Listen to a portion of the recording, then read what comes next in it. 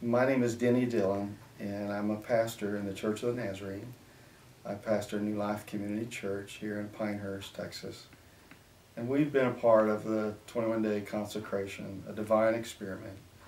And we had about anywhere from 40 to 46 of our people participate in the divine experiment. And it changed our congregation immensely.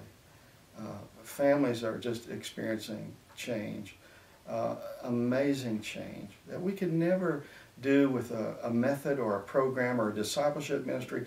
God has just brought such tremendous change, and there's an atmosphere of expectation as we meet together.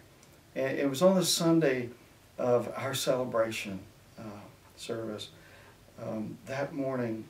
There was just a beautiful presence of the Lord, and we had gathered for about an hour to pray before the service began. And then as we began to worship, we were singing, we kind of take pride in ourselves and trying to be, singing contemporary worship songs. We were singing an old song, an old hymn called "The Love of God." And as we begin to sing about God's love, God just bathed us in His presence.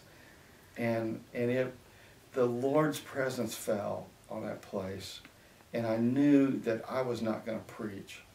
And I stood back and watched the Holy Spirit preach the message that I was thinking of preaching. The Lord just came on that place. And we were on our faces in prayer. And this is on a Sunday morning with visitors in the service. We were on our faces for 45 minutes praying and crying out to God.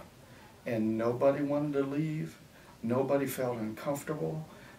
It was just the normal, natural thing to do with God's presence in that place. And it was so beautiful. One of the ladies who was there for the very first time was so touched by that service. She just gave testimony of what a blessing it was to her. And I would have thought, well, maybe she'll never be back. It seems so unusual, and yet she was so comfortable.